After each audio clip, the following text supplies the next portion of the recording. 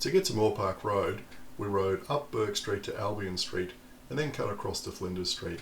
Everything was going fine until we got to the intersection of Flinders and Moore Park Road. This is a big, complicated intersection with two left turn arrows. From that location, we had no idea how to get onto the cycleway, which is on the southern side of Moore Park Road. Problem is this intersection is set up for cars and it's a really bad spot for bicycles. We had no idea where the cycleway actually started and what we'd find out when we got there. All we knew is that we had to be on the other side of the road, and at that point the left turn arrow went green and we had to go and find out.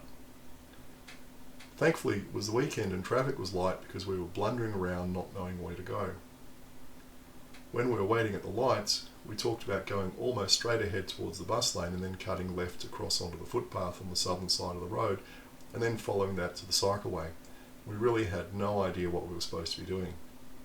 Another option was to head towards Anzac Parade and then to get onto the path once we'd crossed the intersection. Whichever way we went, it was probably going to be messy.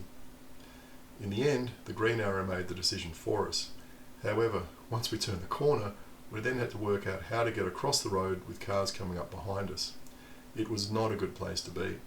In the end, we decided the best thing to do was to jump over an island and just get out of there.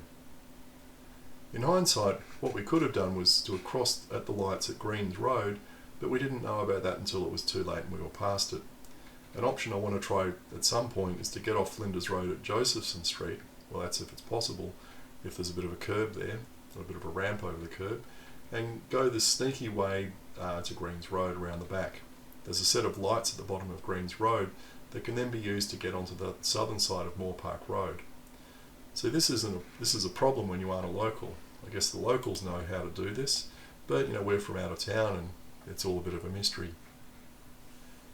Once we were onto the cycleway, we found it was very good.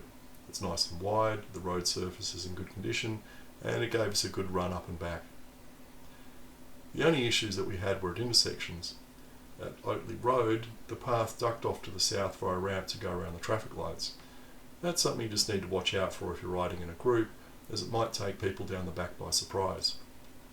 I'm guessing that's done because the curb is pushed out onto the road at this intersection as like a bit of a blister, so the cycleway couldn't be continued straight on up the road.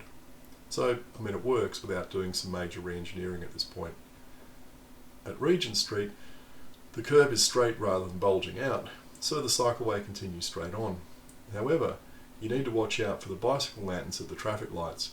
They'll be red if pedestrians are crossing. Well, thankfully they were green when we went through because we didn't see them.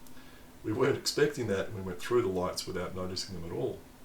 These aren't something that you generally see around Sydney, so cyclists need to be aware of them and look out for them. You don't look for what you're not expecting to see. It's like drivers not looking for cyclists if they don't expect to see any on the road. At Poate Street, is it Poate Street or Poate? Don't know. I don't think any of us realised that we're supposed to give way here. I didn't pick this up until I was going through the video footage a week later to make this clip. Personally, I'd switch the priority around, but that's just me. And given the complaints by residents about loss of on-street parking, one thing that did amuse us was this real estate sign that was advertising a property for sale and clearly showing it's got 2 parking spaces. So what is it? They've got parking spaces? Or do they not have parking spaces?